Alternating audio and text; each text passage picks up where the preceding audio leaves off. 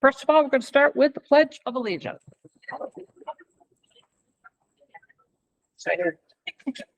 I pledge allegiance to the flag of the United States of America and to the republic for which it stands, one nation, under God, indivisible, with liberty and justice for all. And I start with asking for a volunteer on the board who would like to read the public input statement that I have printed right here. I would do that. Thank you. In regard to public input, the first public input session is a 21-minute session with each person having no longer than 3 minutes in which to make a statement. But a second public input session may be held at the end of the meeting, if allowed by the board chair. Each speaker will give his or her name, address, and reason for speaking. Public input is designated for district residents, but the board chair may grant non-residents the opportunity to address the board. Statements concerning subject matter that falls under the law regarding executive sessions, for example, matters involving personnel, cannot be made during public input. We as a community pledge to treat each other as we would wish to be treated ourselves. We pledge to seek understanding when there may be disagreement. Regardless of outcomes or opinions, we pledge to move forward with respect. This is a time for comments or questions for the board, but please be aware that questions may not be able to be answered at this meeting. Thank you. Do we have any people for public input tonight?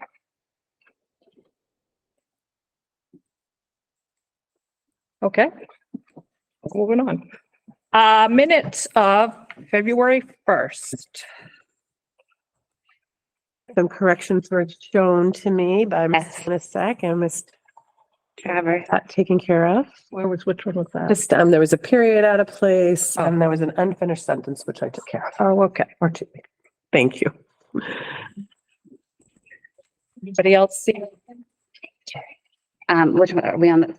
February 1st. February 1st. I make a motion to approve the February 1st minutes as is. I'll second. 3 of them down there. Pick one. I abstain. It was not there. I will. All those in favor? I abstain as well. All the 6. Peg, are you a yay? I think she can hear, but she can't turn her phone off because of the noise, but that's okay. I think we can- Okay, so it passed, or we had enough votes. Yeah. Okay. Moving on to the minutes of February 8th, sorry. Those are fine. Corrections, omission, punctuation. You looked good. I make a motion to accept the minutes from February 8th. I'll second that. I think she can hear us now. Yeah, good. I can hear you. Okay, all those in favor? Aye. I will also abstain.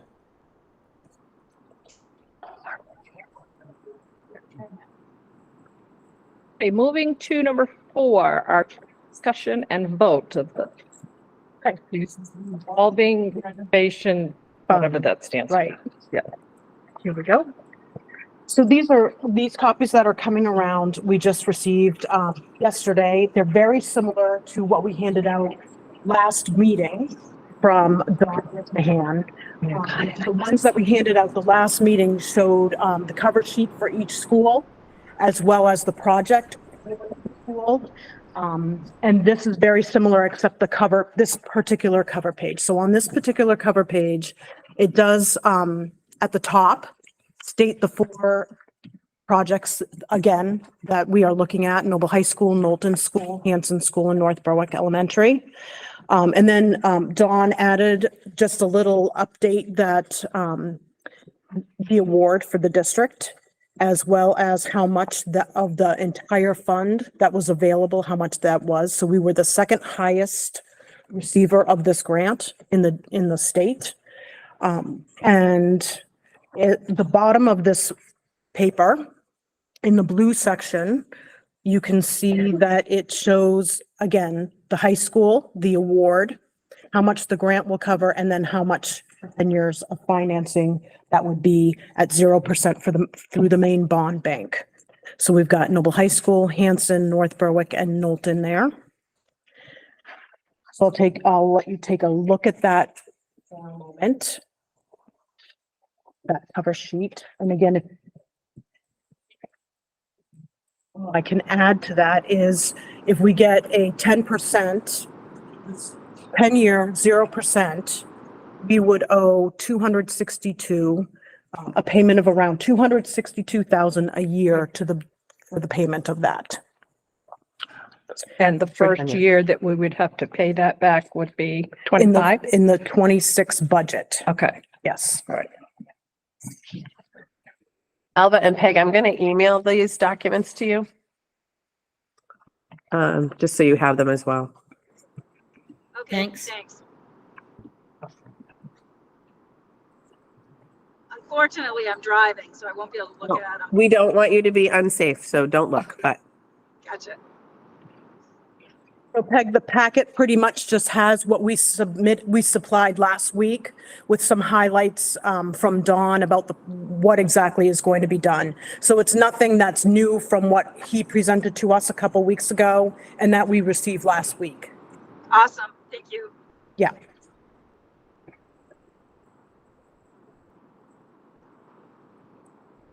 So I have just one question. What's the process like? Who do we decide, like who does the work and who in the field of it? Like I'm not an HVAC expert at all. I have no idea how much it actually costs to do this. Like, so like, do we have people in our community who look at this and say, this is a fair price for this? I don't know that process. Could you explain a little bit about that? I think Don puts that out to bid. So this is what he and his company do. They do these kinds of projects. They analyze them. Steve, who was an engineer, came in that night they presented. So they work with outside people in addition to their people in their company. And they do this all the time and they go out to bid for things. So they have a pretty good sense of that. So They go out to public Right. bid. So is Don, what's Don's role? Is he like general manager of the project? Is that how that works? I don't know what his title would be, but he oversees, like, he is our contact, and then he is the one that deals with the contractors. So he is definitely So kind of like the general agent, a contractor. general, Right. you know, right. And so when we hired Don to be the gentleman who actually, or the company that oversaw this, that went out to bid. They came in, presented several companies came in, presented to us, and we went with this company because they were the best bang for your buck, basically, is what we did. So then they're now doing the same work in terms of putting things out to bid, making sure that the money is getting the best dollar and product for the dollar. Yeah. And so, how is Don paid? Is Don paid as a percentage of what the project costs, or does he have a certain flat fee that's what it is for the project? I mean, I see the numbers in there. I just don't know how that compensation works, and I'm getting questions about that stuff. So how that works. okay, I would have to take a deeper dive into this. Yeah, well, I don't want to say something that's not accurate, but I mean, it's basically a general contractor who gets, I would say probably a percentage of the project, goes to them, right? Yeah, just There are rules from the state, right? 'Cause Right. this is Yeah. state money. Right. So that, when you're advertising for contractors, you have to advertise, up in Portland, you have to, what is the Kennebec Journal, Mhm. Portland, and maybe another local place. Yeah. 2 or 3 places you have to add. They're mandated, they have to. Right. So there are very strict rules. Okay. That people have to follow that fall in line with what the state requires. And we are looking, it's all put out to bid. And then the state also, I think, takes a look and says, because we've had to submit our proposals. So they've had to already kind of analyze things and determine whether they would support the cost of whatever that project is. thank you. Those are the questions I have.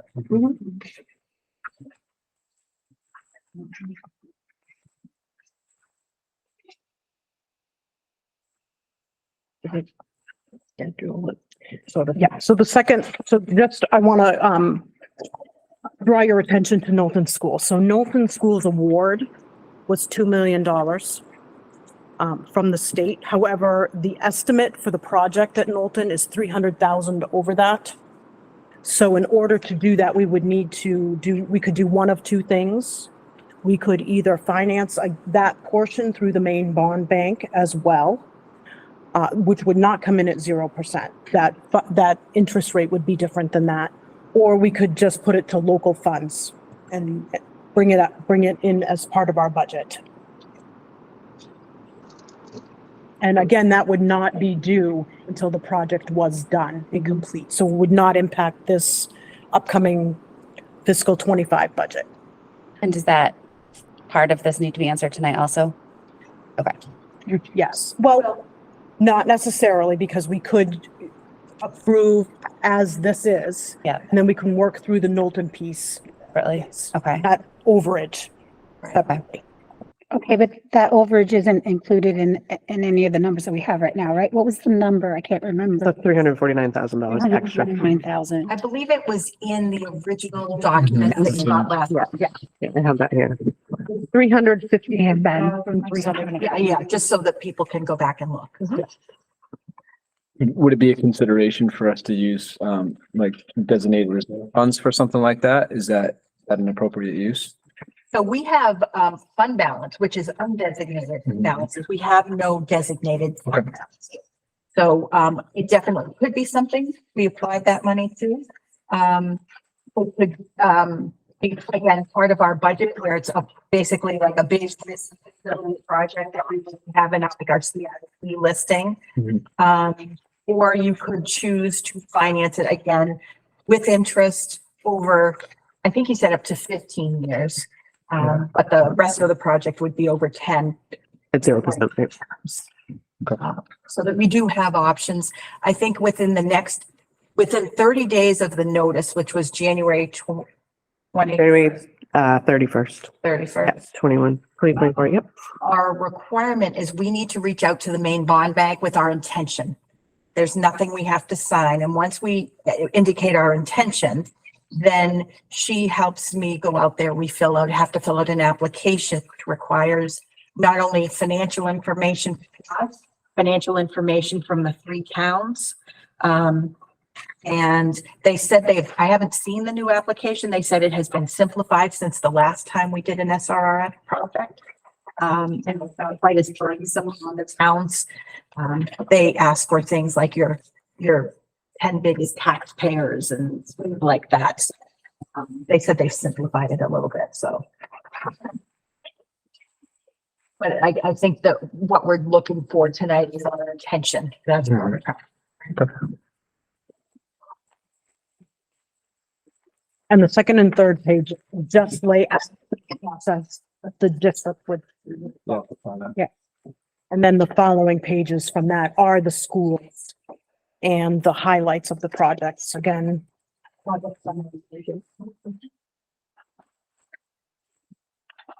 So we have to vote on this tonight because to make the. Yes, we would mark for to make that March whatever. 1st, yes, March date. I'll make the motion that we approve the proposed work, and submit our, intent to go through the bond process with this. I second that. Okay, any other questions or discussion before? Oh. Okay, all those in favor of the motion? Aye. Excellent. Thank you. Thank you. I think it's a really great thing because there are projects that will need to be done at some point and why not take advantage of free money and zero income. No, it's not free. If you look at this, the amount the amount that we're. 0% financing. Yeah, it's kind of. I'm good with 0% financing. Also, the fact that these projects finished second out of 109 projects submitted. Yeah, I mean, A lot. the summary is that there's a clear need. I mean, things are like 20 years past their life. I mean, it's also- an issue. Honestly speaks well of Dawn's team Yes. together. 100%. They were able to present it in a really clear Yep. way. So we appreciate that.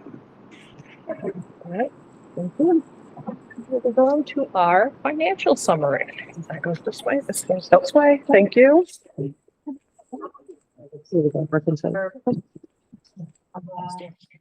Okay, yeah, he can stay. And,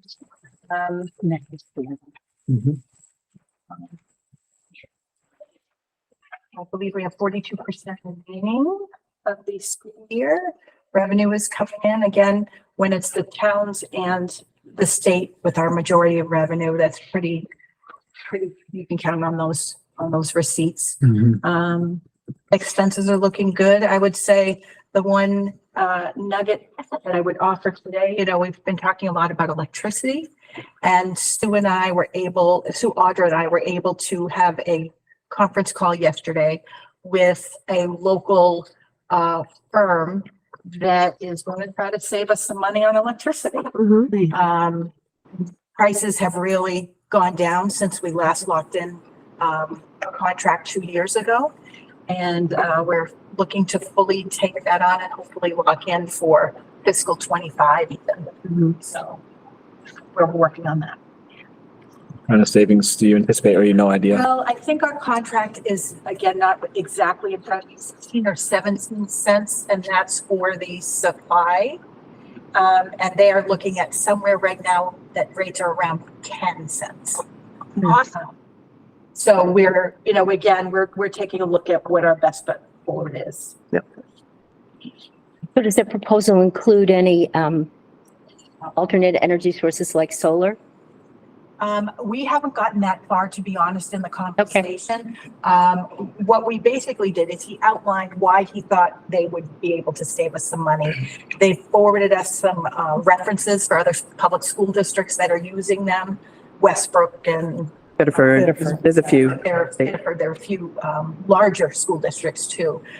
So that would be something we could ask go forward. Did Peg have a question to start? Nope. Denise, in the revenue section under other, Yes. we have, as a negative, but it looks like to me it's a positive. What is that from?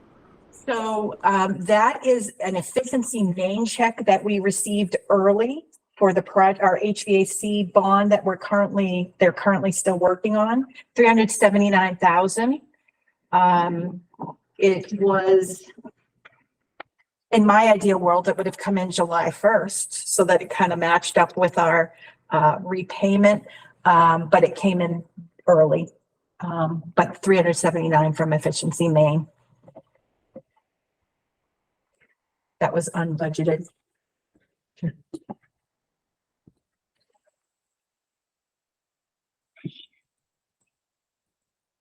I had a question on the career and technical education, and it's a negative.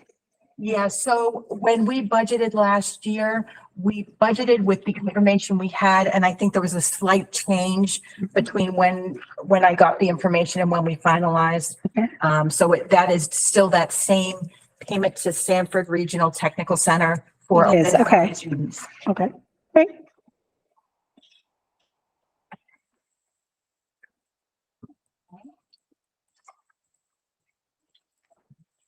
Are you worried about transportation?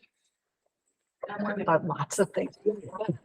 Yeah, I saw that. They're like, oh, no. Yeah, well, and at this point in the year, most things have been purchased, like most things you need for the school year are purchased in the summer generally and into the fall. You have another round that kind of comes around the corner in the new year, but most of what's left is our salaries and benefits, which are encumbered. So they're in that column. So these are things that are still out there, like we're going to look great on the snow, not the snow plowing, but the snow removal amount of our budget, right? Yes, obviously. That's so we'll look at. But yeah, everything has its own little quirks. It does. And we thank you for taking care of all Yes. those little work. And all those sleepless nights. thank you. Thank you. Okay, next, SRO discussion. We put this back on the agenda just so we can having a discussion or see if there are any additional questions that we have. We do have a vote that should be coming up over the next month. I believe by the end of March is when, and I know that in our last discussion of the SRO, some of that discussion occurred around what does the budget look like? It's hard to really make that decision until we see the impact to the budget. But we did add it to the agenda just in case there are other questions that have come up that we would give, this would allow us time to get information, additional information if anybody needs anything other than the budget information. That's coming. Common, but yeah. So where are we kind of in terms of, are we still collecting information? Are we looking for public input? Are we? Regarding the SRO itself? Yeah. Honestly, it's really up to the board in terms of, I know that finances is one thing, but as what else is out there that's really holding either forward or against for you guys? What what information do you need beyond the bottom line cost? And I'll be clear with you all, we're going to be providing you with your board budget books. And I'm just going to talk about like the next timeline. It's going to be a tough budget. So regardless, all of these things that we're going to be looking at are going to be concerning in terms of what are we looking for? What are we thinking we need to reduce, that kind of thing. So philosophically, I think there is a big piece here that you need to talk about this safety issue and whether or not you want to pursue it. So I would like to just ask a couple of questions. What would an SRO's day look like where he's just going to be in Lebanon? What would his day kind of look like? Not like scheduled, but what would be some of the things that he would be doing? So typically, so I'll use Milton as an example because he's our middle school person. He's out there in front of the school every day, meeting parents, meeting kids, walking in, being part of the administrative team, basically coming through the doors. And then as the day progresses, the initial thing is really about community policing, getting to know students, getting to know families, doing that kind of work. But then there's the piece of if things are coming up. I would say probably conversations around bullying would happen. I think conversations about like just individual connections with students, connections, if we're having disciplinary issues, Milt takes part in some of those things. So kind of like an additional piece of the staff. So when you talk about discipline, that was another question. How would it be used in a disciplinary capacity? I mean, so typically what happens really is just that next level of, I guess I would call it an outside influence, right? You have somebody coming in that's actually has a very strong understanding of law enforcement and where is this taking you, young man, young lady, in terms of it's really about those relationships. okay, so He wouldn't necessarily be like, doling out punishment. right. He'd be having conversations with the administrative group and saying, hey, how are we going to handle this situation? Part of my concern is there was a disciplinary problem. I called it, someone was giving a disciplinary problem when the sheriffs were actually at the polling booth in Lebanon. Okay. And one of the sheriffs was pulled out from what he was supposed to be doing into the school to handle that. Okay. I'm just wondering what would lead to something like that? I mean, and what exactly would they be doing? I mean, is there a chance that the child could get hurt? And what would be I'm not- our liability to that? That's why I'm saying, I mean, he's working for the schools. So that would be a liability on us because I understand some children can get physical. And I know these are little kids, but still, it can happen. And my concern is that they would rely on him more than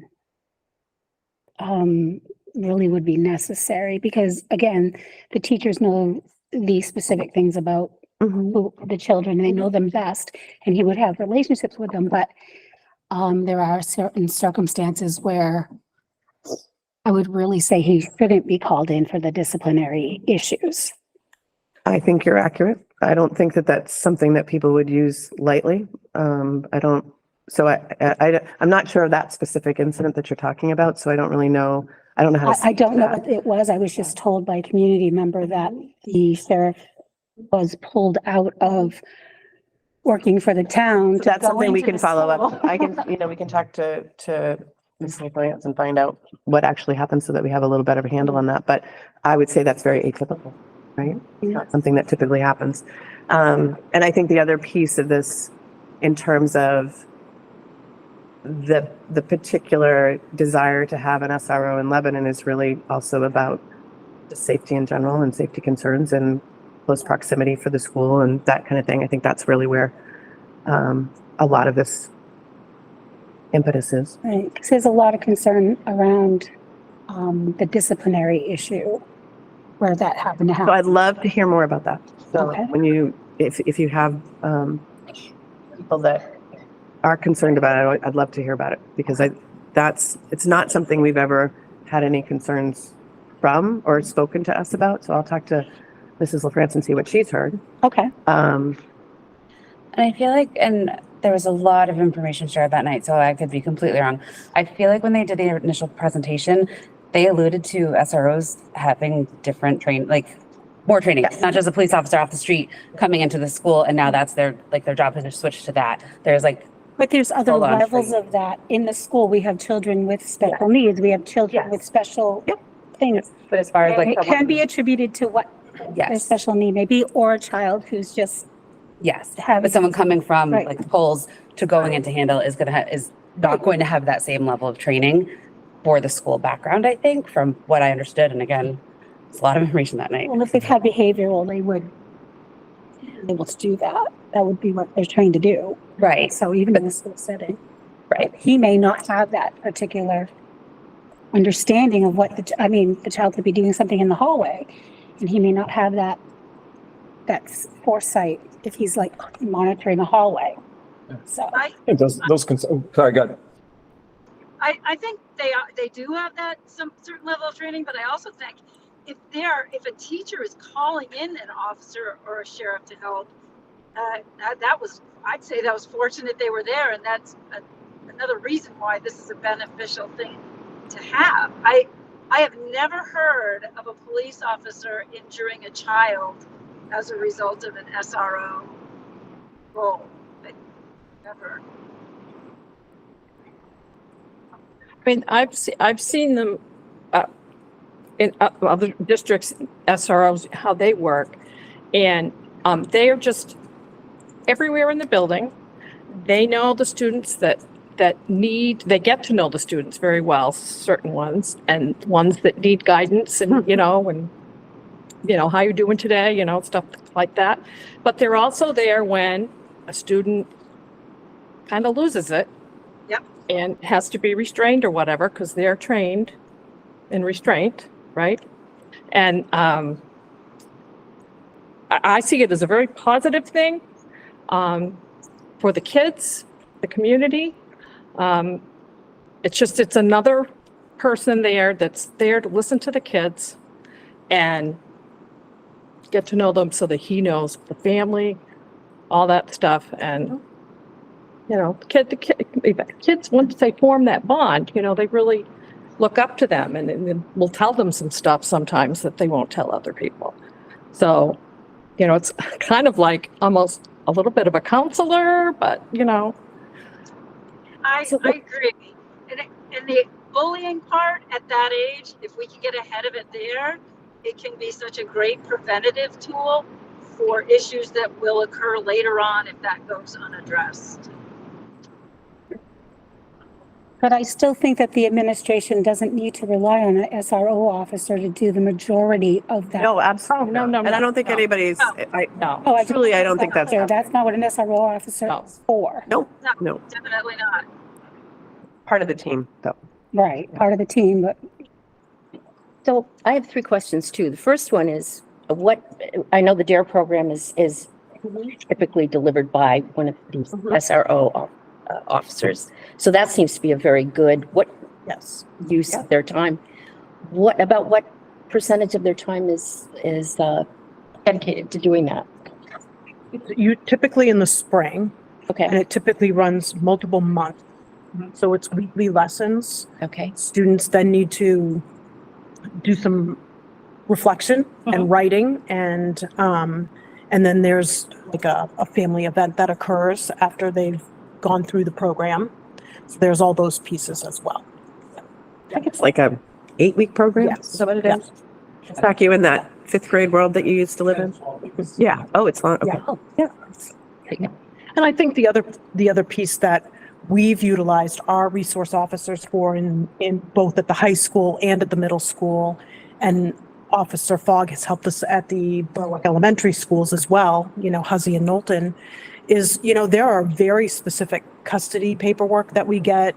We have a lot of students that move in or move out, and all those pieces that you can certainly talk to a lawyer, but the interpretation from law enforcement is certainly helpful in the school setting. And what does that mean and how does it look? So that's also a piece. And there have been times in Lebanon in the past that, and I'm not singling out Lebanon except because this is where we're talking, that when pickup has been hard. There's been some conflict at pickup, and that becomes a very vulnerable time if it takes a long time for somebody to get there. So the other question is, Victoria alluded to the fact that this SRO works for us. And is that true, or does the SRO we're contemplating bringing in, do they work for the York So it Sheriff's would be. Department or for Right. us? It's Right. the sheriff's department. And so for like Berwick, Milt works for the Berwick Police Department, but he is housed at Noble Middle School. And then Johnny works for the North Berwick Police Department. They have to follow all of the, all of the laws and all that piece. But we do provide payment for them to be housed in our buildings. And then I guess the elephant in the room, from my perspective, is what does the Lebanon community think of this? And are they going to block it paying for the percentage that has to be funded by the town? I don't know. There are some questions and some comments as I've thought about this. Some of the things that have been brought up just now, I was curious, how many discipline issues have we had in the last, say, 2 or 3 years where we've needed to call the sheriff department for intervention? In Lebanon, you're talking about? Yes, ma'am. I will find out, but I don't think that many. We don't typically call the sheriff's department for kids. We don't. Right. Yeah, that, Hopefully you're calling parents. Right. Well, yes. Right. So, I think that kind of speaks to, I'll first off say, gosh, would I love to have an SRO officer in every building? Sure. I'd love to have one at every single summer camp too. And I'd love to have one at every single daycare and preschool where our loved ones are as well. The slippery slope, where does it go? And I think that's a valid question for a school board to be asking, regardless of whether we want to in our own elementary school. The answer is of course, right? But then what? And then where? And so at some point you kind of have to, figure out where that line is. Regardless, it's a difficult decision to make. I don't know if we've had any conversation with the sheriff department I do know in North Berwick and Berwick, the local police departments they're very present from what I hear. They're very present at our elementary schools. I don't know if the sheriff's department is willing to increase their presence at Lebanon Elementary Schools, especially during maybe pickup, if that's an area where there's been some conflict, or drop off where there's been some conflict. I think that could be a conversation in whether our school district would, I don't know how that would work, if that's even a possibility of saying, hey, we're not willing to pay for 9 months of an officer, but maybe we're willing to pay for 1 month of an officer if we can get increased presence at the school. I know that's not part of this vote. I think he spoke to that, Josh, when he was there. If they don't have an officer dedicated, they can never guarantee you that they're going to be anywhere, because they cover so many towns. Mm-hmm. Yeah. Who does the Dara Elementary now? Dara in Lebanon now? So Milton would go out if he could. He doesn't always. So it depends on the year and how busy he is. So he is covered from Berwick. He's been allowed to go up and done Lebanon in the past. I'm not really sure actually how frequently it's done right now. I have Heather on, so I'll find out. Okay. but he has definitely been able to take some time in the past. And the other thing that just, I guess, that I'm putting through my mind is that we've heard the SRO officers from middle school and high school have been at times gone down to Berwick Elementary and North Berwick Elementary. And I think it's an interesting conversation when you think about that the district is paying for it to be at the middle school where Berwick, Lebanon, and North Berwick students benefit from that presence and pay for that presence, right? Tax-wise, pay for that presence. But then we're using them to just solely benefit Berwick students and solely benefit North Berwick students. And I think that's probably a conversation that we should talk about, and wondering what our comfort level is at, just in being fairness to all three towns and contributions, and how that's benefiting students or not benefiting students. So, I mean, I do have a lot of questions. Ultimately, yeah, I would love to see an SRO in like I said, in every single situation. I just honestly don't think it's feasible. So my opinion right now is, because I don't truly believe it's feasible in all situations, I would draw the line in saying middle school and high school is where we're at right now.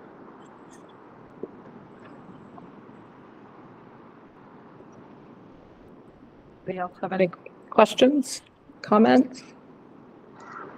Do we need to, is there at some point, do we need to go to the select board in Lebanon and have a discussion with them about funding if we decided to go forward with an SRO for Lebanon? So at some point, I think that would be appropriate. I think the way that the grant is written, it is not with the town of Lebanon. It is with the school system. Okay. Yeah. So, but then when you move past that, once you get past the 3 years of the grant, that's when, and it's exactly what happened, honestly, with our North Berwick and our Berwick crew, that we started our SROs through the COPS grants and then moved them back into the towns. So similar kind of conversation. Yeah. So the timing would be, after the grant, when the grant is, like almost We have to over? approve- yeah, we have to approve it. That's when you And would then- go to the selectmen? Or, I would say you go to the selectmen, you'd I have would- conversations prior to Right, that, that's but I what I'm think saying. but that's not the stopping point for this COPS grant. We have to give a response Right. regardless of. Yeah, at some point we have to give a response. So it really is. I will say, Clear. I am dating myself. I'm old because Heather said that they have not had DARE in Lebanon for at least 5 years. I was gonna say, I So that have, means that They our did. kids, those kiddos aren't getting that service, which is, but primarily because of the, Milton just can't get there. So, Yeah, and I can just respond to I think the issue is time of response. So, yeah, Berwick, I don't know that we're talking about putting an SRO in every elementary school. The issue is we have elementary school in Lebanon that has no guarantee of response, not to mention missing these other benefits of having the SRO. So I think the conversation with Lebanon is, you need to do something about that. The school should really be responsible for that. But unfortunately, if we want to protect those children, at least to some extent, I think we need to do that. Well, what were the survey results of the Lebanon parents? it was pretty overwhelming in Right. terms of them. I mean, there's definitely a feel of need from the parents of kids in that school. But if we asked Berwick and North Berwick Primary, they would respond similarly. I'd be surprised if the survey results would be any different for any one of our elementary schools. But at least like, I often see a police officer drop off at our, like at North Berwick Elementary, like there is presence Yeah. at least, and it's much But if we closer ask, presence. if we ask the Yeah. same question, As a North Berwick Elementary parent, I see more of a need in Lebanon than I see at North Berwick Elementary. God forbid anything. I would say the same thing as a Berwick parent. It's different. It's very different. and the response time, again, I'm not trying to be argumentative, but response time, if we're talking about safety and we're talking about an assault on the school, right? Most of them are done within 99 seconds. So it's a minute and a half. So, yes, maybe a North Berwick police officer happens to be there or a Berwick police officer happens to be there. But if they're not on campus, the devastation's already done. That's the scary part. And Yeah, but even I- at the high school, if they're at the wrong end of the high school, the damage has already been done, right? I mean, I hate talking about this stuff, but it makes me so angry and so sad. Those aren't the only issues, though. I think that the issue of a parent at pickup, a non-custodial parent, that's happened, and I remember it with the school lockdown because you have a non-custodial parent there trying to get a child. That's not the same thing as a shooting, and there are issues where it would be a real support. I feel bad for those teachers and the principal who know they have no one right now.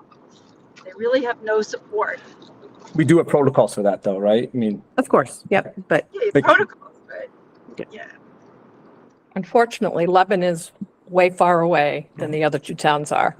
And that's the reality why we don't have DARE and other things in the school we don't have that others do. And I think we need this. I So- agree. is DARE currently being done by North Berwick PD and Berwick PD, or is it done by our SRO officers? it's done by our SRO officer in Berwick, but in, well, actually, yeah, that because Is North Berwick that, yep. both our fifth grades for North Berwick and Berwick are in the Berwick schools.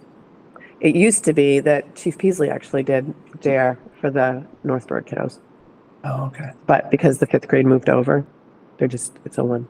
And Lebanon fifth grade is, Lebanon, fifth grade is in Lebanon. So see what I'm saying? Because Knowlton School houses both the fifth grade for Berwick and the fifth grade for North Berwick. Yep. That happened 3 years ago, 2 years? And some of the fourth 3 graders years too. ago, 2 years ago. Yeah. So yeah, every time things change, that like, And we the need, resources change. we need to make a decision by the end of, what'd you say, March? Yeah, end of March. Yep. And we've got budget Right. that's coming down a parallel path. We'll get the budget stuff at the beginning of March. Right. Yeah, so. So it's all real. I think that this actually is helpful to have the conversation and we can talk with, we can get some more information. And maybe talk to Lebanon in terms of the select folk and, just people in general and get some more feedback for you guys. Ultimately, I think it's just going to be one of those hard decisions. if we're going to survey Lebanon community again, I strongly recommend we survey the community of Lebanon, not the school community. That's, I mean, the community is going to end up paying for it, right, through school taxation. So I think it's important to make sure that we are asking the entire community of Lebanon. And I know that's hard to do, but otherwise it's extremely How are you going to do that though? Well, I mean, we can, sample bias, right? I mean, we could, I think it will be difficult to be able to get a survey out I agree. theoretically, but we could do an open evening in Lebanon and talk about this and then have the community present. That's a great idea. So we can talk about that and try to get something going. Right, because that way, instead of a survey where the question has to be very detailed, this way there'd be more of a discussion. I think that's a good idea. And we can do an exit ticket from that so that people can say yay, nay. Yeah. Okay. All right, let me look at the timing on that. Okay, we all set? SRO? Okay, next is employment. Okay, we have a leave of absence request from Desiree Labby, who is currently a first grade teacher at Hanson School. She's looking for the leave of absence for the 24-25 school year, so we do need a motion to that.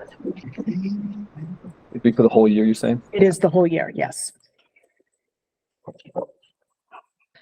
Is it a sabbatical? Make a motion. Nope, Not a it's a family, Family medical. Yeah. Starting next year. yeah, so she'll, Oh, okay. yeah, she'll be finishing. So up it'd be the school year. 24, 24, 25 school year, yep. I'll make that motion. I'll second it. All those in favor? Aye. Aye. Thank you. Employment? That's it. Is that it? That's it. Oh, okay. Superintendent update. Okay, a few updates.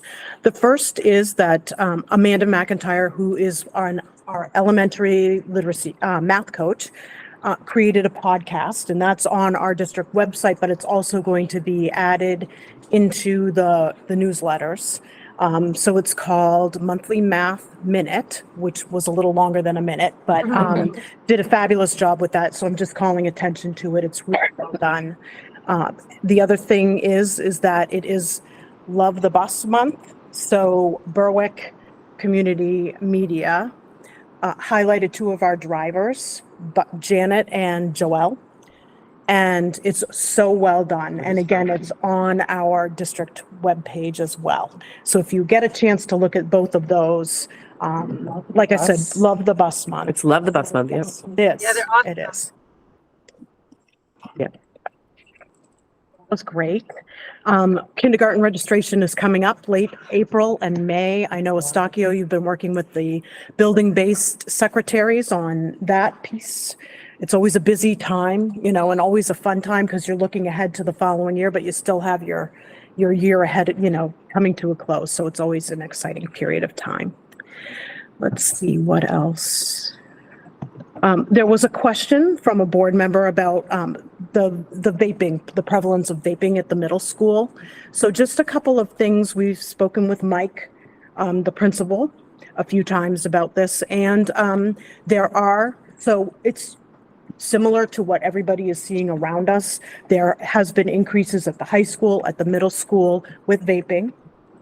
So we are not immune to that in our area. We have a couple things that have been going on for that. So when students at the middle school have been investigated for vaping and it has been confirmed that they are vaping, there has been consequences such as suspension. And as well as that, they also have a course that they are taking with the health coordinator, Kella Sillis. And so it's a 4-part series that they go through with her. So it's on facts, dependency, healthy alternatives, and next steps to avoid that piece. Mike said that that course is pretty well received. Not all students embrace it, but that it is well received and has opened a lot of eyes. So there's 2 levels that are happening at the middle school. The first is that there are some students that are very dependent on nicotine. So those students have more of a chronic kind of piece to that. And that's really where we're trying to focus the health coordinator on. And then there are students that, see it, want to try it, get caught, and then that's it. So it's like a one-off. So that's what's happening at the middle school. I will say at the high school, we are piloting a vape detector, and we have had quite a bit of success with that. So we are looking to expand that as soon as we get further information from the high school on that piece. So does the DARE program have any kind of a section on vaping or? We definitely have a piece on resistance. Okay. And some role playing or some kind of going through modules on, how to say no to multiple things. Okay. How to be safe, how to make good decisions. Yeah. Okay. I think that one of the problems with kids just are not that afraid of it. So they just do it because it tastes like bubble gum, or it tastes like, it's not like the old days when you picked up a cigarette and you hacked if you took a swig off of it. These things taste good to kids. And so they don't recognize that there's a real danger with them. So that's the work that the health teacher's doing, is trying to help them understand what this is doing to their bodies when they do this, and the incredible addiction that happens very quickly for these guys. And all of the really, the commercials that they're sending out these days are really good about what these kids are facing, and the addiction is strong. So we've done that. Do you have any information about how middle school students are procuring vaping supplies, getting to the root cause of? I don't think it's hard. I think that you can get vapes in the mail via online. I think there's lots. Is that what they're doing? Yeah, they're doing all kinds of different things. And someone's getting it from their big brothers or so, it's similar to the old, where there's a will, there's a way kind of thing. I think that's what's happening. And it is much easier to do the online, ordering. have we thought about, or have we communicated with our middle school parents in a very like full school all way, say, we're seeing an increase, this is an issue, if you're getting packages that you wouldn't expect, It's all of that, actually. shared that information, just say, look, this is a big issue. If you think your child isn't, they might be. Yep. Kind of thing. So it's next on the list, but it's similar to, we've got a community awareness group going, and Lauren can help me talk about it, but it is that piece about, we're talking about digital safety right now, but vaping and all that other piece of it is part of these same kind of conversations about trying to help parents understand, Other kids are circling. how their kids are circumventing them and what the impact is, and just opening up eyes, really. So we'll talk about that in a second, but yes. Good. What does the vaping detector look like? I don't know if I say too much about it. Good answer. Okay. This next document that's coming is the updated timeline Timeline. for the budget. And so I just want to go through some of those days with you. So we have, as of right now, it says Thursday, budget binders to the board. That will likely be tomorrow. We're gonna do some home Yeah, deliveries. yes, Seriously. we will. Just want to make sure that everything's. Right, we just want to make. So what we bumped up on for Thursday, February 29th. So that's not next week, it's the week after. And that will be the first draft of the budget with a question and answer to the central office. Then Saturday, the state has been with us for a while. This has not changed. So this is the budget workshop from 8 to 2, and that's when all the cost centers are coming in to present their budget. 6 hours, really? Yes. Lunch. We'll feed you. Stretch breaks. Yeah. Some stretch breaks. We added earlier, and we kept this in March 14th as a tentative date for a discussion. As Sue mentioned, the budget, it's going to be a hard cycle. So we will likely need that meeting to go through things. And the rest of it has remained the same. That timeline is the same. When you receive your budget books, there's no formal presentation that goes with this portion because we historically, a long tradition in the district has been that the budget binders go out a couple weeks before we tackle it because some board members like to look at it ahead. Some like to look at it on the day when we go through as the first, glance at it. So really it's up to you however you want to handle it, but we will have them available. And like Sue mentioned, we will get them to you tomorrow. I'm handing out one other document, possibly. Yes. This is a sample of what you're going to see in the binders. And for those of you who this is not your first go round with the budget, it will look very familiar. This is the library, and this, all the cost centers have a document that will be similar. So, like Noble High School will have Noble High School. Noble Middle School will have Noble Middle School. But we do have some like facilities that are district-wide, system administration, system-wide. So there are system-wide sections as well as school-based sections. And on this, on this paper, they all will be formatted similarly. So you will see the budget from fiscal year 24, which was what we're working it with right now. And then you will see the estimate for 25. So this one has just a front and back for you. And when our cost centers come in to present, typically what has happened, and we'll have more discussion about this on the 29th, but typically what happens is they talk about, where some increases are and why. So they give you the rationale about why. Is it postage? Is it that textbooks went up a lot of money? Those types of things. Or are they finding that they're not using that part of curriculum purpose? So they'll go through all of that with us when we meet with them. Again, it feels kind of funny to hand off the books before we go through a presentation, but I do want to respect the fact that, you may want to look at it ahead.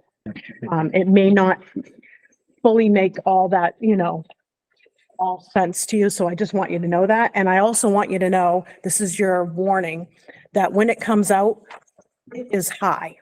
Like it will be a high percentage that we are looking at. That is not by any means our final. This is what we have collected and from our cost centers. This is what we feel, they feel, to support their programs at this point in time, knowing full well that when we go through Saturday and when we go through all the next workshop days, that's the job of, this is the hard work. Like, this is the hard work. So when you see that, don't think, oh my gosh. I mean, you're gonna think, oh my gosh, but Don't panic, we'll don't figure it out. panic. We'll figure it out. Yeah. Thank you. Yeah, yeah. So like I said, this is just a Part of the deal. sampling of how it's going to look. Meeting on the 29th, that's Yes. something we need to be at. What time is it? Sure. So as we hadn't scheduled it as something, I was going to propose 6:15 to 7:15 for a quick overview, and then the 279, which is the document that Denise went through last year with us. That was very, very helpful. That is the formula that goes through how they calculate the cost for education in the state of Maine. Yeah. And we have our own, it's going to be in the budget binder. When you get it, it's already in there.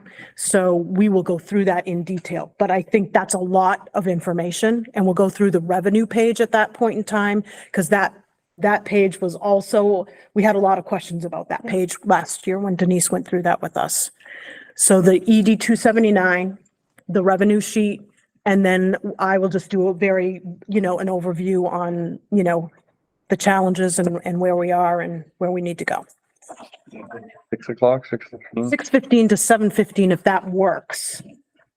That's the 29th, right? Yes. Peg, would that work for you? Yeah, I think so. And I hate to ask this, Sue, but can you either send me a text or an email just so I remember to put on my calendar when I get home? Thanks. Can we move it a little bit? 6:15 is really gonna be hard for. Well, that's, here. sure. That's why I just threw that out as a time. Is 6:30 better, or would you closer to 7? 30 is better. Okay. All right. So 6:30 to 7. 6:30 to 7:30? Okay. Okay. Alva, does that work for you? Yes, should. Okay. Thank you. Where will we be meeting? Probably in here. It's fine. Where are Appreciate you? everybody giving me 15 minutes. Thank you. Sure. We're in the lecture hall, Peg. Okay, thank you. Where are you? Good question. It's a workshop. It's a workshop, so it's, yes. Is that it? Okay, that's it for me. Sue, did you want to? Yeah, Celebrations? we have celebrations. What are we doing? I'm gonna pass around. So out of the meetings that we had, gosh, when was that? December-ish? Yeah. We had a group of people, a large group of folks coming together to talk about some of the struggles that we have in our community. And out of that group, there were 3 smaller groups that broke off. One is focusing on mentoring, which that group is actually has really connected with the Berwick mentoring group, which has been great. And also AJ is in charge of the mentoring group right now, poor guy. So we have a group of middle school and high school students working together. So that's happening in 2 weeks. Started the middle school and high school students started. Officer Bug came over Monday and Tuesday of this past. Oh, okay. Got them all hooked up. Okay. And runs everything out Right. now. Right. So it just trying to just develop some good relationships for some of our middle school, our high school students. The Berwick rec department is actually expanding their mentoring program as well with us. And so we have outside folks who are interested in working with students here in the district as well. So that's been great. And then the community forum piece, we've been trying to raise just awareness specifically about the digital struggles that we have. Lauren, do you want to talk any bit about that? Because we've got a lot going on. Yeah. It's kind of, we went into community awareness and like right now the focus is digital safety, but we tried to pick some things so we could keep moving it forward as different topics changed. And really just trying to get education out about like, I mean, I'm on the committee and I've already learned so much that is out there that I do not know about, and resources for parents and just things to look out for. So Bridget Dumont, our technology director, head of technology director, like she blew me away. I mean, I can't make a pamphlet like this to save my life, but like overnight, she's like, here you go. And I was like, how did you pull all this together and put this, like, I'm blown away by what she did. And so the focus is going to be, we'll have these pamphlets. She was also working on some like grade specific things. So like if you're an elementary school parent, like grab this one. If you're a middle school parent, grab this one. If you're a high school parent, grab this. And our goal right now is to be at one community event a month. So tomorrow night here, Berwick PTO has a medium.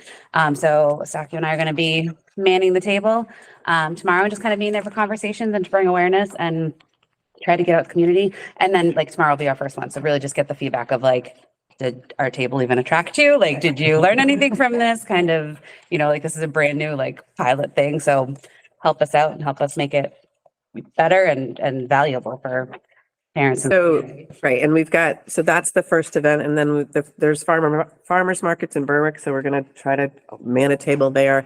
Parent-teacher conferences are coming up, so we're gonna, you know, man tables at parent-teacher conferences. The district chorus concert is just March 7th.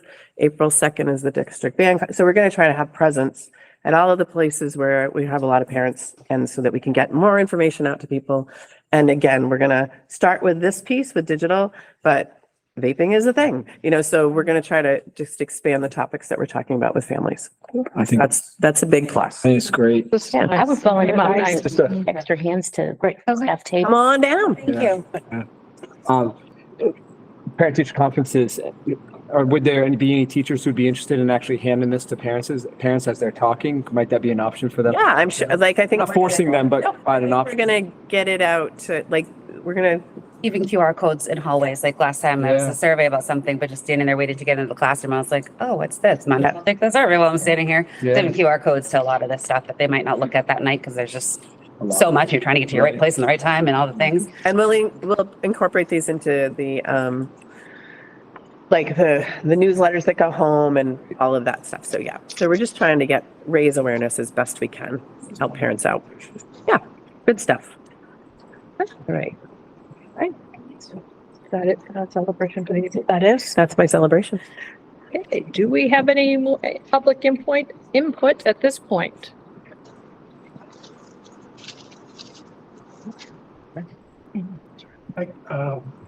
Charlie Glutmo, North Berwick. I can't believe I'm saying this again, Lee. I'm in favor of safety and support the police. But I want the board to realize that getting an SRO specifically for Lebanon, and not for the other towns, is somewhat problematic. You know, the North Berwick police have a presence at the elementary schools. I don't know firsthand what Berwick does, but knowing the professionalism of their department, I'm sure they have a presence also. Lebanon does not, because years ago, Lebanon decided it didn't want a police department. It does not seem fair to be charging the other two towns so that Lebanon makes up for their deficiency.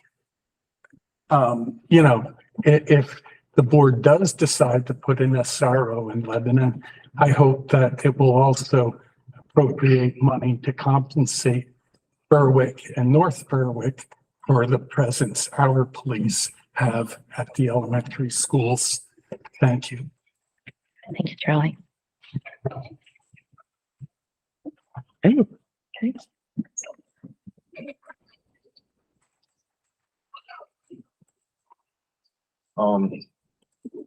SRO officers, schools.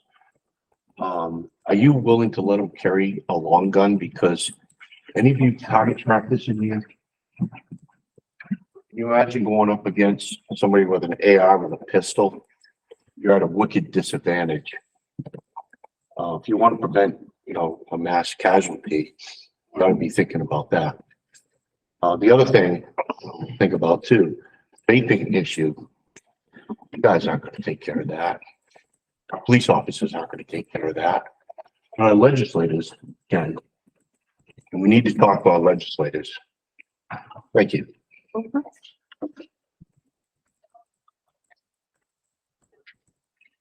Anyone else? If you approve. as I chair. approve, yes, okay. Such power. Just want to make sure. Hi, for those who don't know me, my name is Estacio Adonis. I teach fifth grade music at the Knowlton School in Berwick. I'm also the communications director for the district. I'm also completing a principal internship at the middle school right now. I just want to say it's really incredible seeing how much more attendance we've had at meetings from the public. And I hope we continue to grow and get more consistent attendance. I think that's really wonderful. But I will say, as someone who's been regularly at most board meetings over the past couple of years now, occasionally I hear statements made that it would kind of appall me if a student heard it coming from a member of the community. So I just encourage everyone as we enter this budget season, and honestly, the election coming in the fall, if you have a perception or a question, please reach out. Like, teachers are so welcoming. Every door is open. If you're looking to have a day in the classroom to really see what's going on in our schools, I'm more than happy to write my contact information on your agenda sheet and coordinate that, make that work for you.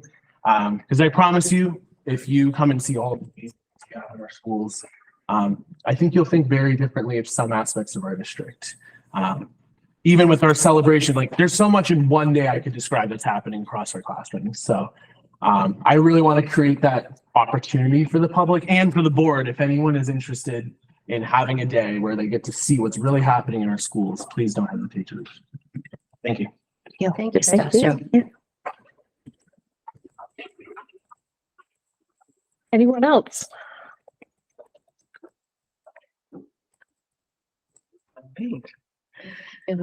Chair. Okay, moving to number 11. Uh-oh. All right. Go ahead. You were close. So close. Sir. It's okay. My name is John Hall, and I'm a resident of North Berwick, and I am a parent of a couple of kids that attend the district. I've been an educator for 21 years, and 20 of those years have been at MS 8060. And for the last 13, 14 years, I've been teaching 7th grade social studies.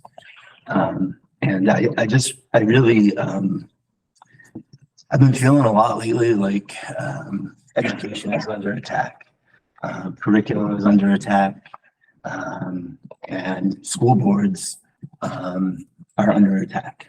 And I have witnessed some people in the audience say some things that are absolutely appalling in public, recorded. And that blows my mind. It blows my mind that people then have the audacity really to question the curriculum of teachers. Not conduct business in a civil manner if you can't have discussions of the community in a civil way.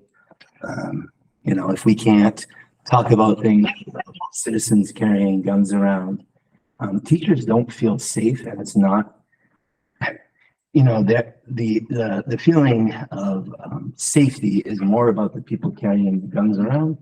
And I think that the majority of the people in our buildings would agree with that.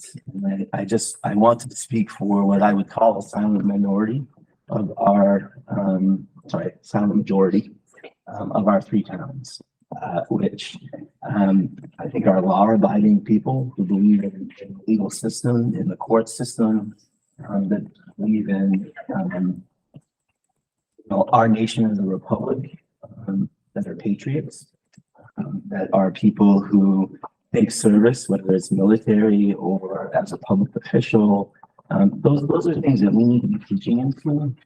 And I know I only have 3 minutes. and you can pick me up. About 30 I always like to kind of give a little history lesson about Thomas Jefferson. He owned hundreds of slaves, and we can't deny that fact. But he also had some really wonderful ideas. And he was pretty brilliant in some of his ideas. And one of his ideas was that, we needed to educate the Democratic mob, which is what the wealthier party called it, and create educated citizens who can vote and can work together as a community. And regardless of his character as a person, or what he did during the time period that he lived, he fought for public education. And right now, I really feel strongly that people are fighting against public education. And public education is what binds our society together right now. Public education is something that I've dedicated my life to, and I know some other people in this room have dedicated their lives to. And I really, really hope that our community members can help town election and voice their opinions. Not well attended, they're not a lot of people that vote on them. Oftentimes, we have surprise right in Canada. So it's really important that people are paying attention and following along with what's going at the school board. And I appreciate you guys giving me the opportunity. Thank you.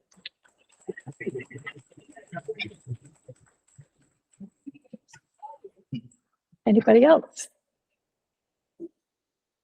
Okay, I think we're ready for number 11. Motion to adjourn.